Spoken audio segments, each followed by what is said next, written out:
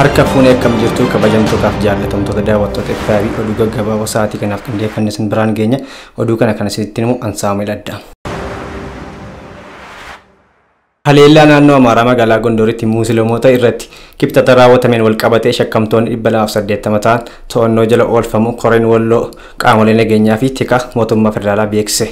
Walitti bu'iinsa Gondoritti iddoo awwaalchaan wal qabatee dhalate ka'umsa godhachuun kutaalee Itoophiyaa biroo keessatti maqaa amantiitiin jeequmsaa fi hokkora kaasuuf sochiin godhamaa jira jedha ibsi humna waloo kun baase. Miidiyaaleen biyya keessaa akka gabaasanitti qaamolee fedhii humnoota farra Itoophiyaa ta'an raawwachuuf sochoon kanarratti tarkaanfiin fudhatamaa jira. Haleellaa eebila 26 magaalaa Gondoritti Musliimota irratti raawwatameen namoonni 20 yoo ajjeefaman 150 ol madaa'u manni maree dhimmoota Islaamummaa naannoo Amaaraa beeksisee ture.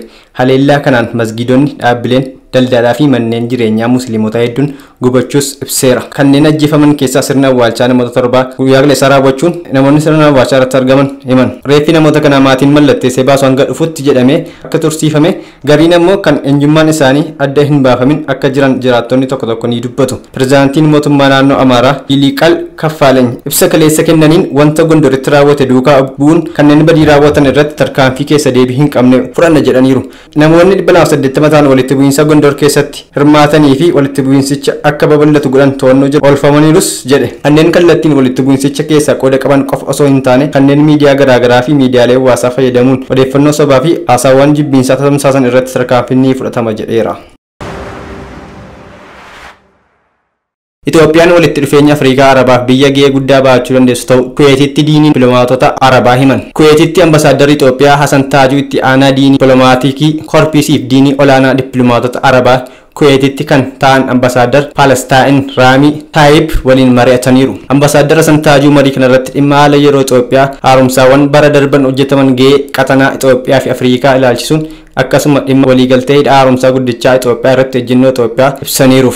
Ambasaaddar Raamiin gama isaaniin Itoophiyaan walitti dhufeenya seenaa qabeessa biyyoota Arabaa waliin qabdi. Keessattuu Itoophiyaan godaantota Nabiyyuu Muhammad keessummeessuu ishiin Filisxeem ilaalchisuunis ejjennoo haqa qabeessa agarsiisaa turte himuun Itoophiyaan walitti dhufeenya Afrikaa fi Arabaaf biyya gahee guddaa baachuu dandeessu ta'uu mirkaneessaniiru.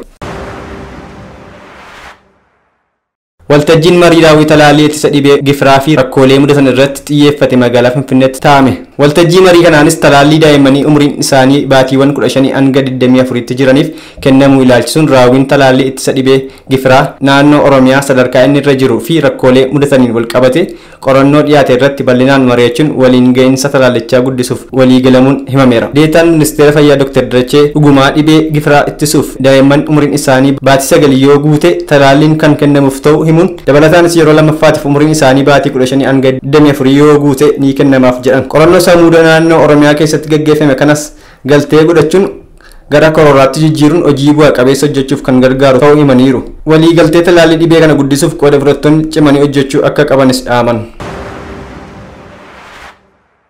Ejensiin walta'iinsa idil addunyaa Jaappaan Itoophiyaatti dhaabbilee teekinooloojii jalqabbii irra jiran kan deeggaru ta'uu beeksise. Ejensiin walta'iinsa idil addunyaa Jaappaan Itoophiyaatti dhaabbilee teekinooloojii jalqabbii irra jiran oomishaaf tajaajila qaban kan deeggaru ta'uu beeksiseera. Jiilli garee gorsa olaanaan waajjira olaanaa ejensiin walta'iinsa idil addunyaa Jaapaaniin durfamu hooggansa ministeera innoveeshinii fi teekinooloojii waliin mari'atan.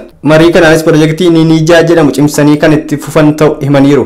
Piroojeektichi dhaabbilee teekinooloojii jalqabbii irra jiran oomishaaf tajaajila qabaniif indaastirii damee dhuunfaa deeggaruu, dhaabbileen akka babal'atan deeggaruuf ijaarsa dandeettii kennu kan of keessaa qabu jedhameera. Investiroonni JICAf Jaappaan Itoophiyaatti damicha akka deeggaran fedhii olaanaa qabaachuu ministeerri himuu ragaan ministeericha irraa arganne ni mul'isa. Ayyaanni fiichee Cambalallaa bakka aangoonni hojii mootummaa federaalaa fi naannolee argamanitti kabajamaa jira. Sirna kabajaa ayyaana bara haaraa saba Sidaamaa fiichee Cambalallaan magaalaa Hawaasaa Gudumaleetti bakka aangoonni hojii mootummaa federaalaa fi naannolee argamanitti kabajamaa jira. Saganticha irratti pirezidaantiin mootummaa naannoo Oromiyaa obbo Shimallis Abdiisaa, pirezidaantiin naannoo Sidaamaa obbo Dastaa Leedaamoo fi keessummoonni kabajaa federaalaa fi naannolee akkasumas abbootiin gadaa fi haadholeen siinqee ragaan waajjira pirezidaantii naannoo Oromiyaa irraa arganne ni mul'isa. Pirezidaantiin Joo Baayiden deeggarsa Yukireeniif kan oolu doolaara biliyoona 33 ta'u Koongireesiin biyyattii akka raggaasisuuf gaafatan. Kunis deeggarsa waraanaa dinagdee fi namoomaaf kan oolu yoo ta'u dubbii isaaniin ammoo Ameerikaan Raashiyaa waraana hin jirtu jedhan. Baayiden seera basaastonni US waliigalticha raggaasisuun murteessaadha jedhanii Ukraine ofirraa akka ittistuuf oola jedhan. Deeggarsi akka raggaasifamuuf dhiyaates doolaara biliyoona 20 kan ta'u waraanaaf doolaara biliyoona 8.5 kan ta'u dinagdeef akkasuma doolaara biliyoona 3 ammoo deeggarsa namoomaaf kan ooludha. Kurra kasamiti guyyaa kaleessaa yoo dubbatan garuu akka humnaan seenaan kan eeyyamnu yoo ta'e kana caalaa gatii nama baay'isa jedhan. US Ukraineef deeggarsa akka godhu beeksiftuyyuu kun deeggarsa isa guddaa taasiftedha.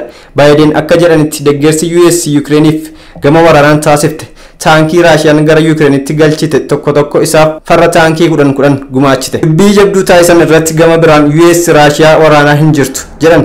Ukraine akka haleellaa hamaa Raashiyaa of irraa ittistu deeggaraa jira jedhan. Kamisa kaleessaa dubbiimaan ministeera dhimma alaa Raashiyaa deeggarsi waraanaa biyyoota lixaa Ukraineef godhan nageenya ardichaaf yaaddoo guddaadha jedhaniiru. Deeggarsa amma Biden Koongiresiin biyyattii akka raggaasaniif gaafatan dachaa deeggarsa kana dura waraanaa fi deeggarsa namoomaaf US baasii gooteetti. Pirezidaantiin US kun doorsa ifa hin taane Putin biyyoota dhimma Ukraine gidduu galan irratti haleellaa niwukileeraa fayyadamuu danda'a jedhaniin akka hin raafamne argisiisuuf deeggarsa itti fufaniiru.